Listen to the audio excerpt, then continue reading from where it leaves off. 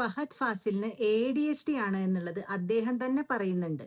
പിരിപിരിപ്പ് അല്ലെങ്കിൽ പൊട്ടിപ്പൊരിയണ കുട്ടി എന്ന് നമ്മൾ സാധാരണ ഭാഷയിൽ പറയുന്ന അവസ്ഥയുടെ മെഡിക്കൽ ടേമാണ് അറ്റൻഷൻ ഡെഫിസിറ്റ് ഹൈപ്പർ ആക്ടിവിറ്റി ഡിസോർഡർ അല്ലെങ്കിൽ ADHD. ADHDയുടെ ലക്ഷണങ്ങൾ പൊതുവെ ഒരു 3 തൊട്ട് 6 വയസ്സിനിടയിൽ തന്നെ കുട്ടികൾക്ക് കണ്ടു തുടങ്ങും. 12 വയസ്സാവുമ്പോഴേക്കും നമുക്ക് മനസ്സിലാവും ADHD ആണോ അല്ലേ എന്നുള്ളത്. ഇത് നമ്മൾ ആദ്യം തന്നെ മനസ്സിലാക്കിയില്ലെങ്കിൽ മുതിർന്നവരായി കഴിയുമ്പോഴും ഈ സ്വഭാവം തുടരും.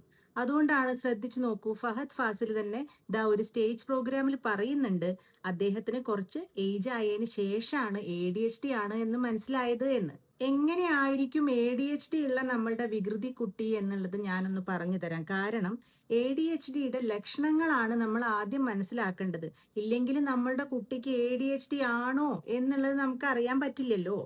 ADHDയുടെ ലക്ഷണങ്ങൾ മെയിൻ ആയിട്ട് 2 തരത്തിലാണ് പറയുക. ഒന്ന് ശ്രദ്ധക്കുറവ് കൊണ്ട് വരുന്ന സിംറ്റംസും, 2 ഹൈപ്പർ ആക്ടിവിറ്റി അല്ലെങ്കിൽ പിരിപിരിപ്പ് കൊണ്ട് വരുന്ന സിംറ്റംസും. ശ്രദ്ധക്കുറവ് കൊണ്ട് വരുന്ന ADHD ആണെന്നുണ്ടെങ്കിൽ ഏറ്റവും ഇമ്പോർട്ടൻറ്റ് സിംറ്റം, കുട്ടിക്ക് 5 മിനിറ്റിലധികം ഒരു കാര്യത്തിലും ശ്രദ്ധിക്കാൻ പറ്റില്ല. അവർ എപ്പോഴും റെസ്റ്റ്ലെസ് ആയിട്ടിരിക്കും. അവർക്ക് ഓർമ്മയും കുറയും. ഇപ്പോൾ സ്കൂളിലൊക്കെ ഒരു ഹോംവർക്ക് ചെയ്യാൻ പറയേ നാളേക്ക് എന്തെങ്കിലും ചെയ്ത് വരാൻ പറയുകയൊക്കെ ചെയ്തു കഴിഞ്ഞാൽ അവരത് ശ്രദ്ധിച്ചിട്ടുണ്ടാവില്ല. വീട്ടിലെത്തിയാൽ അതുകൊണ്ട് തന്നെ അത് പറയൂല്ല. ഒരു കുറച്ച് നേരം ശ്രദ്ധിച്ച് ചെയ്യേണ്ട ഒരു വർക്കോ എന്തെങ്കിലും വരയ്ക്കാൻ ചിലപ്പോൾ ഇഷ്ടമുണ്ടെങ്കിലൊക്കെ ചെയ്യാൻ പറ്റും. പക്ഷെ അല്ലാതെ കോൺസെൻട്രേറ്റ് ചെയ്ത് ചെയ്യേണ്ട കാര്യങ്ങൾ അവർക്ക് ചെയ്യാൻ കഴിയില്ല. ചില കുട്ടികളെ നിങ്ങൾ ശ്രദ്ധിച്ചിട്ടില്ലേ, നമ്മൾ പഠിക്കാനിരുത്തുമ്പോൾ അപ്പുറത്തു കൂടെയൊക്കെ ആരെങ്കിലും പോകണ്ടോ എന്ന് നോക്കും, അല്ലെങ്കിൽ ഇടയിൽ വെള്ളം കുടിക്കണം, മൂത്രമൊഴിക്കണം, ഉറക്കം വരുന്നു. അതെന്താന്ന് വെച്ചാൽ അവർക്ക് ശ്രദ്ധ തീരെ കിട്ടാത്തത് കൊണ്ടാണ്. സാധനങ്ങളൊക്കെ വാരി വലിച്ചിടും. നാളേക്കുള്ള ടൈം ടേബിൾ നോക്കാൻ പറഞ്ഞു കഴിഞ്ഞാൽ ചില കുട്ടികൾ ബാഗ് എന്നും ഫുള്ളായിരിക്കും. എല്ലാ ദിവസവും എല്ലാ സബ്ജക്ട്സും ഉണ്ടാവും. കാരണം എന്താ, ടൈം ടേബിൾ നോക്കി കറക്റ്റായിട്ട് സാധനങ്ങളൊക്കെ എടുത്ത് വെക്കാൻ ഇവർക്ക് മടിയാവും. പഠനത്തിന്റെ കാര്യത്തിൽ ചില പ്രത്യേകതകൾ ഉണ്ടാവും. മാത്സ് പോലെയുള്ള ഇൻട്രസ്റ്റിംഗ് ആയിട്ടുള്ള സബ്ജക്ട്സിൽ ഇവർക്ക് നല്ല ബ്രൈറ്റ് ആയതുകൊണ്ട് അത് അവർ വേഗം ചെയ്യും. കൺസെപ്റ്റ്സ് ഒക്കെ വേഗം മനസ്സിലാവും. പക്ഷേ കാണാതെ പഠിക്കേണ്ട സബ്ജക്ട്സ് ഉണ്ടാവുമല്ലോ, മലയാളമോ ഏതെങ്കിലും ലാംഗ്വേജ് ഒക്കെ, അത് അവർക്ക് തീരെ പഠിക്കാൻ കഴിയില്ല.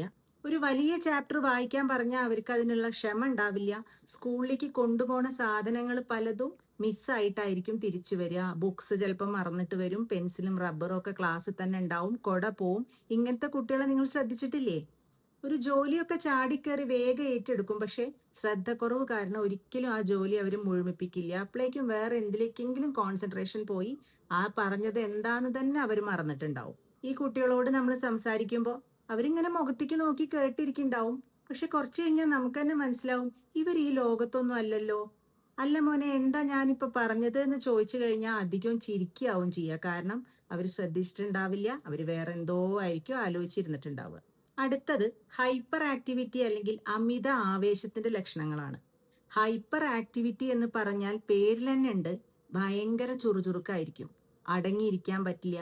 ചില കുട്ടികളെ നിങ്ങൾ കണ്ടിട്ടില്ലേ, ഇരിക്കണ സമയത്ത് കാലെങ്കിലും ഇളക്കണം അല്ലേ? അല്ലെങ്കിൽ ചിലപ്പോൾ വെറുതെ ഇരിക്കുകയാണെങ്കിൽ ടേബിളിലൊക്കെ ഒന്ന് മുട്ടും. വിരലുകൾ എന്തെങ്കിലുമൊക്കെ ചെയ്ത്, അതായത് അവരുടെ വിരല് പോലും വർക്ക് ചെയ്യും എന്നാണ് പറയുക. ക്ലാസ്സിൽ എപ്പോഴും ഓടി നടക്കാണ്, അടങ്ങിയിരിക്കുന്നില്ല. മറ്റു കുട്ടികളുടെ കൂടെ എല്ലാവരും ഇരിക്കുമ്പോൾ ഇത് പഠിത്തത്തിന്റെ ഇടയിലൊന്നും കുട്ടി ഇരുന്ന് തരുന്നില്ല എന്ന് പല ടീച്ചേഴ്സും കംപ്ലൈന്റ് പറയും. പഠിക്കാനിരിക്കുമ്പോഴോ ഫുഡ് കഴിക്കുമ്പോഴോ ഒക്കെ ടേബിളിൽ ഇങ്ങനെ മുട്ടിക്കൊണ്ടിരിക്കും. അല്ലെങ്കിൽ എല്ലാവരുടെയും ശ്രദ്ധ പിടിച്ചു പറ്റാൻ വേണ്ടിയിട്ടുള്ള എന്തെങ്കിലും കാര്യങ്ങൾ ചെയ്യും. ഫുഡ് കഴിക്കുന്നത് ഭയങ്കര സ്പീഡിലായിരിക്കും. കാരണം ഇവർക്ക് ഒന്നിനും സമയമില്ലല്ലോ. അപ്പോൾ അതൊക്കെ ഫുഡൊക്കെ ടേബിളിന്റെ മുകളിൽ ആകെ വാരി വലിച്ച് കളയും. മറ്റുള്ള കുട്ടികൾ ഇപ്പോൾ ഒരു ഗെയിം കളിക്കുകയാണെങ്കിൽ ഇവരെ വിളിക്കാതെ തന്നെ ഇവരതിന് ഇടയിലേക്ക് പോവും. ആ ഗെയിമിൽ ചാടി കയറി അവരും പാർട്ടിസിപ്പേറ്റ് ചെയ്യും. പിന്നെ മറ്റുള്ള കുട്ടികളുടെ ടോയ്സ് എടുക്കും, നശിപ്പിക്കും. ഇവർക്ക് അപകടങ്ങൾ മനസ്സിലാവാൻ കുറച്ച് പ്രയാസമാണ്. അതുകൊണ്ട് തന്നെ നോക്കി നിൽക്കുമ്പോൾ ഹൈറ്റിൽ നിന്ന് ചാടുക, അല്ലെങ്കിൽ എന്തെങ്കിലും ഇലക്ട്രിക് അപ്ലയൻസസിലൊക്കെ പോയിട്ട് പിടിക്കുക. കിച്ചണിലൊക്കെ ചൂടുള്ള പാത്രങ്ങൾ കണ്ടിട്ടില്ലേ, പെട്ടെന്ന് പിടിച്ച് വലിച്ചിട്ട് മേലിലേക്കായി കുട്ടി പൊള്ളി എന്നൊക്കെ പറയില്ലേ. കാരണം അവർക്ക് ക്ഷമയില്ല. അതുകൊണ്ട് അതിന് വരും വരായികളൊന്നും അറിയില്ല.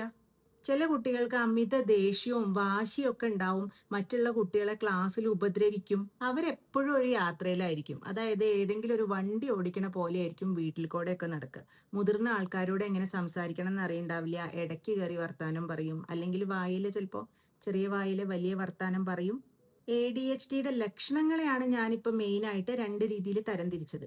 ADHD എന്ന് പറയുന്ന അവസ്ഥ ശരിക്കും 4 തരത്തിലാ പറയുക.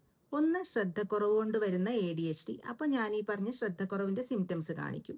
പിന്നെ ഹൈപ്പർ ആക്ടിവിറ്റി കൊണ്ട് വരുന്ന ADHD. അതിന് ഹൈപ്പർ ആക്ടിവിറ്റി അല്ലെങ്കിൽ അമിത ചുറുചുറുക്കിന്റെ ADHDയുടെ സിംറ്റംസ് ആയിരിക്കും. പിന്നുള്ളത് സംയോജിതം, മിക്സഡ് ആയിട്ട്, അതായത് 2 ലക്ഷണങ്ങളും കൂടി, ശ്രദ്ധക്കുറവും ഉണ്ടാവും, അമിത ആവേശം ഉണ്ടാവും. 4മത്തെ ടൈപ്പ് ഇതിലൊന്നും പെടാതെ വ്യക്തത ഇല്ലാത്ത ഒരു അവതരണം കാണിക്കുന്ന ADHD. ഇത്രയും കേട്ട് കഴിഞ്ഞപ്പോൾ എന്തുകൊണ്ടായിരിക്കും നമ്മളുടെ കുട്ടിക്ക് ADHD വരുന്നത് എന്നൊരു തോന്നല് നിങ്ങൾക്ക് വന്നില്ലേ? ADHDയുടെ കാരണങ്ങൾ മെയിനായിട്ട് ജെനറ്റിക് ആണ്. അതായത് കുട്ടി ജനിക്കുന്നതിന്റെ മുന്നേ തന്നെ തലച്ചോറിൽ വരുന്ന ചില വ്യത്യാസങ്ങളെ കൊണ്ടുള്ള ചേഞ്ചസ് ആണ് ADHD കുട്ടിക്ക് കാണിക്കുക. പിന്നെ എന്തായാലും ഒരു കുട്ടിയുടെ സ്വഭാവം അതിൻ്റെ അച്ഛൻ്റെയും അമ്മയുടെയും സ്വഭാവത്തിനനുസരിച്ചായിരിക്കും. അച്ഛനും അമ്മയ്ക്കും ചെറുപ്പത്തിൽ ADHD ഉണ്ടായിരുന്നെങ്കിൽ മക്കൾക്കത് കിട്ടാനുള്ള ചാൻസ് കൂടുതലാണ്. അടുത്തൊരു കാരണം പറയുന്നത്, അമ്മ പ്രഗ്നൻ്റ് ആയിട്ടിരിക്കുന്ന സമയത്ത് കാര്യമായിട്ടുള്ള എന്തെങ്കിലും സ്ട്രെസ് ഒക്കെ ബാധിച്ചിട്ടുണ്ടെങ്കിൽ കുട്ടികളുടെ സ്വാഭാവികമായിട്ടുള്ള പെരുമാറ്റത്തിനെയും ബുദ്ധിവികാസത്തിനെയും ഒക്കെ ബാധിക്കുമല്ലോ. അതാണ് പിന്നെ അടുത്തൊരു കാരണം. ഈ കാരണങ്ങളാണ് പ്രഗ്നൻസി സമയത്തുള്ള പുകവലിയും മദ്യപാനവും, പിന്നെ ലോ ബർത്ത് വെയിറ്റ്, പിന്നെ മാസം തികയാതെ പ്രസവിക്കുന്ന കുഞ്ഞുങ്ങളിൽ. ADHD നമ്മൾ കറക്റ്റായിട്ട് ഡയഗ്നോസ് ചെയ്ത് ട്രീറ്റ് ചെയ്തിട്ടില്ലെങ്കിൽ ഞാൻ പറഞ്ഞ പോലെയുള്ള പഠന വൈകല്യങ്ങൾ വരും. പിന്നെ ചില സ്വഭാവ പ്രശ്നങ്ങൾ വരും. അതായത് അമിത ആങ്സൈറ്റി വരും, ഡിപ്രഷൻ വരും, മൂഡ് ചേഞ്ചസ് വരും. ഭാവിയിൽ വലുതാവുമ്പോൾ ലഹരി വസ്തുക്കൾ ഉപയോഗിക്കാനൊക്കെ ഉള്ള ചില ടെൻഡൻസികൾ അവർ കാണിക്കും. പിന്നെ ജോലിയിൽ ഈ ഒരു ക്ഷമയില്ലായ്മ കാരണമുള്ള സ്ഥിരത ഉണ്ടാവില്ല. അവർക്ക് എപ്പോഴും ജോലി മാറണം എന്നുള്ള തോന്നലും വരും. പിന്നെയുള്ള ഒരു ബുദ്ധിമുട്ടാണ്, ഡ്രൈവിങ്ങിൽ ശ്രദ്ധ കുറയുമ്പോൾ അപകടങ്ങൾ വരാനുള്ള സാധ്യത ഉണ്ടാവും. ഞാനിപ്പോൾ നിങ്ങളുടെ അടുത്ത് ADHDയുടെ ഒരുപാട് ദോഷവശങ്ങളാണ് കൂടുതലായിട്ട് പറഞ്ഞിട്ടുള്ളത്. ഇതിൻ്റെ ഒരു പോസിറ്റീവ് ആസ്പെക്റ്റ് എന്താണെന്നറിയോ? നമ്മളുടെ കുട്ടിക്ക് ഏറ്റവും കൂടുതൽ താല്പര്യമുള്ള ഒരു മേഖല ഉണ്ടാവുമല്ലോ. ചിലപ്പോൾ കളിയായിരിക്കാം, അല്ലെങ്കിൽ എന്തെങ്കിലും മാർഷൽ ആർട്സോ എന്തെങ്കിലും ഇൻസ്ട്രുമെന്റ്സ് വായിക്കുക. അങ്ങനെ വരുന്ന സംഭവങ്ങളിൽ അവർക്ക് ഇഷ്ടപ്പെട്ട് ചെയ്യുകയാണ് എന്നുണ്ടെങ്കിൽ അതിൻ്റെ ഏറ്റവും ഹൈറ്റ്സിലാണ് അവരെത്തുക. അതുകൊണ്ട് നിങ്ങളുടെ കുട്ടിക്ക് അത്തരത്തിൽ എന്ത് കഴിവുണ്ട് എന്ന് അമ്മമാര്, പ്രത്യേകിച്ചും അമ്മമാരാണല്ലോ, മനസ്സിലാക്കിയിട്ട് അവരെ അതിലേക്ക് തിരിച്ചുവിടാൻ എന്തായാലും ട്രൈ ചെയ്യണം. ഇത്രയും കേട്ട് കഴിഞ്ഞപ്പോൾ നിങ്ങൾക്ക് തോന്നിയിട്ടുണ്ടാവും എൻ്റെ കുട്ടിക്ക് ഇതുണ്ടോ, ഇതിലെ ചില ലക്ഷണങ്ങൾ ഉണ്ടല്ലോ എന്നുള്ളത്. നമ്മളിത് എങ്ങനെയാ ഉറപ്പിക്കുക? ആദ്യം പറഞ്ഞല്ലോ, ശ്രദ്ധക്കുറവ് കൊണ്ട് വരുന്ന കുറച്ച് സിംറ്റംസും ഹൈപ്പർ ആക്ടിവിറ്റി കൊണ്ട് വരുന്ന കുറച്ച് സിംറ്റംസും. അതിൽ നമ്മൾ ഏകദേശം 2 ഗ്രൂപ്പുകളിൽ നിന്നും ഒരു 5ഓ 6ഓ സിംറ്റംസ് കുട്ടിക്ക് ഉണ്ടോ എന്ന് നോക്കുക. പിന്നെ 12 വയസ്സിന് മുന്നെയാണ് ഈ ലക്ഷണങ്ങൾ പ്രകടമാവുന്നത് എങ്കിൽ ADHDക്ക് ഒരു സാധ്യതയാണ്. ഒപ്പം കുട്ടി ഈ ലക്ഷണങ്ങളൊക്കെ കാണിക്കുന്നത് ഏതെങ്കിലും 2 സാഹചര്യത്തിലാണോ എന്നുള്ളത്. ഒന്നുകിൽ ഏറ്റവും അടുപ്പുള്ള ആളുകൾ, പ്രത്യേകിച്ചും വീട്ടിൽ, അല്ലെങ്കിൽ സ്കൂളിൽ. പിന്നെ നിങ്ങൾ നോക്കേണ്ടത് കുട്ടിയുടെ ഈ ഒരു ബുദ്ധിമുട്ടുകളെ കൊണ്ട് അവരുടെ ഡെയിലി റുട്ടീനെ ബാധിക്കുന്നുണ്ടോ എന്നുള്ളതാണ്. ഈ ADHD കണ്ടുപിടിക്കാനായിട്ട് ഒരു പ്രത്യേക ബ്ലഡ് ടെസ്റ്റോ അല്ലെങ്കിൽ മറ്റ് ടെസ്റ്റുകളൊന്നുമില്ല. ഈ പറഞ്ഞ ക്രൈറ്റീരിയ ഫുൾഫിൽ ചെയ്യുകയാണെങ്കിൽ ഏകദേശം ADHD ആണ് എന്ന് നമ്മൾ മനസ്സിലാക്കണം. നമ്മളുടെ കുട്ടിക്ക് ADHD ഉണ്ട് എന്ന് തോന്നിക്കഴിഞ്ഞാൽ അടുത്ത നമ്മൾ ചിന്തിക്കേണ്ട ഒരു കാര്യം എങ്ങനെയാണ് മാറ്റിയെടുക്കുക എന്നുള്ളത്. ആദ്യം ചെയ്യേണ്ടത് ബിഹേവിയറൽ തെറാപ്പിയാണ്. അതായത് പെരുമാറ്റത്തിൽ ചില മാറ്റങ്ങൾ വരുത്തുക. അവരോടുള്ള സംസാരത്തിലും ഇടപഴകലുകളിലും നമ്മൾ പ്രത്യേകിച്ചും പാരൻസ് കുറച്ച് ചേഞ്ചസ് വരുത്തുക. കുട്ടിക്ക് ഒരു ഡെയിലി റുട്ടീൻ നിങ്ങൾ ഉണ്ടാക്കി കൊടുക്കുക. കുറ്റപ്പെടുത്താതിരിക്കുക, അധികം ദേഷ്യപ്പെടാതിരിക്കുക. നെഗറ്റീവായിട്ട് മാത്രം നീ ശരിയല്ല, നീ എന്താ ഇങ്ങനെ വികൃതി, അങ്ങനെ ചോദിച്ചിട്ട് കുട്ടിയെ നമ്മൾ ഒരിക്കലും തളർത്തരുത്. മറ്റു കുട്ടികളായിട്ട് ഇടപഴകാനുള്ള സാഹചര്യങ്ങൾ അവർക്ക് കൂടുതലായിട്ട് ഉണ്ടാക്കി കൊടുക്കുക. വെക്കേഷൻ സമയത്തൊക്കെ സമ്മർ ക്യാമ്പുകളിൽ വിടുക. സ്കൂളിലാണെങ്കിലും പ്രത്യേകമായിട്ട് നല്ല നല്ല കുട്ടികളെയൊക്കെ ആയിട്ട് ടീച്ചേഴ്സിൻ്റെ അടുത്തൊക്കെ സംസാരിച്ചിട്ട് അവരെ അങ്ങനെ ഒരു ഗ്രൂപ്പിലേക്ക് ഇടാൻ വേണ്ടിയിട്ട് നോക്കുക. പിന്നെ വീട്ടിൽ നമ്മൾ അവർക്ക് ഒരു ചിട്ടയായിട്ടുള്ള ഒരു ഡെയിലി റുട്ടീൻ അവർക്ക് വരുത്തുക. ഏത് കാര്യത്തിനും ഒരു ടൈം ടേബിൾ സെറ്റ് ചെയ്ത് കൊടുക്കുക. അവർക്കൊരു മോട്ടിവേഷനായിട്ട് എപ്പോഴും പാരൻസ് നിൽക്കുക. നിങ്ങളുടെ കുട്ടിക്ക് ആവശ്യമുള്ള എല്ലാ സാധനങ്ങളും നിങ്ങളൊന്ന് ക്രമീകരിച്ച് ചെയ്ത് കൊടുക്കുക. വീട്ടിൽ എന്തെല്ലാം വേണം അതിനൊരു കറക്റ്റ് സ്ഥലം വെച്ച് കൊടുക്കുക. പിന്നെ ഒരു ഹോംവർക്ക് ചെയ്യാണ്, കളിക്കേണ്ട സമയമാണ്, അതിനൊരു കറക്റ്റ് സമയം എന്നും പാലിക്കണം എന്നുള്ളത് വളരെ ഫ്രണ്ട്ലി ആയിട്ട് നിങ്ങൾ കുട്ടിയെ പറഞ്ഞ് മനസ്സിലാക്കുക.